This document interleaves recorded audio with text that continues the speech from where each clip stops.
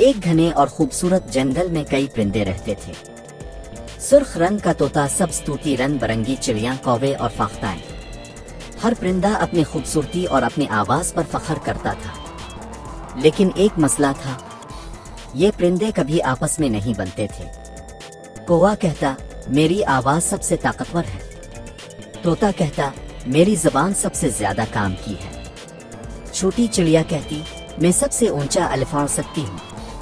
یوں ہر وقت ان میں مقابلہ اور جھگڑا رہتا۔ ایک دن ایک شکاری جنگل میں آیا۔ اس کے ہاتھ میں بڑا سا جال اور بیگ تھا۔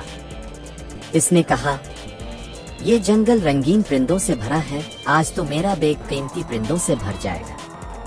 شکاری نے دانہ زمین پر ڈال دیا اور جال بچھا دیا۔ سب پرندے اپنے اپنے غرور میں تھے۔ طوطا بولا، میں سب سے ہوشیار ہوں، مجھے یہ دانہ ملنا چاہیے۔ چڑیا بولے، نہیں، یہ ہمارا ہے۔ یوں سب ایک دوسرے سے آگے بڑھنے لگے اور اچانک سب جال میں پھنس گئے۔ پرندے پھڑپھڑانے لگے، لیکن کوئی آزاد نہ ہو سکا۔ ہر کوئی اکیلا اپنی طاقت آزما رہا تھا۔ طوطا زور زور سے شور مچاتا مگر فائدہ نہ ہوا۔ کووا زور لگاتا مگر جال اور تنگ ہو گیا۔ چھوٹی چڑیا چخت لیکن کچھ حاصل نہ ہوا۔ اچانک ایک فاختہ بولی، دوستو، ہم سب اگر الگ الگ کوشش کریں گے تو کبھی آزاد نہیں ہوں گے، لیکن اگر سب مل کر ایک ہی وقت میں پر ماریں گے تو جال الفاٹے جائے گا۔ پہلے تو پرندوں کو یقین نہ آیا، لیکن پھر سب نے ہمت کی۔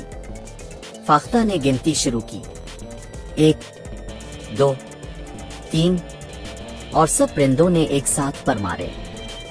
کمال ہو گیا، جال زمین سے الفاٹے گیا اور آسمان کی طرف جانے لگا۔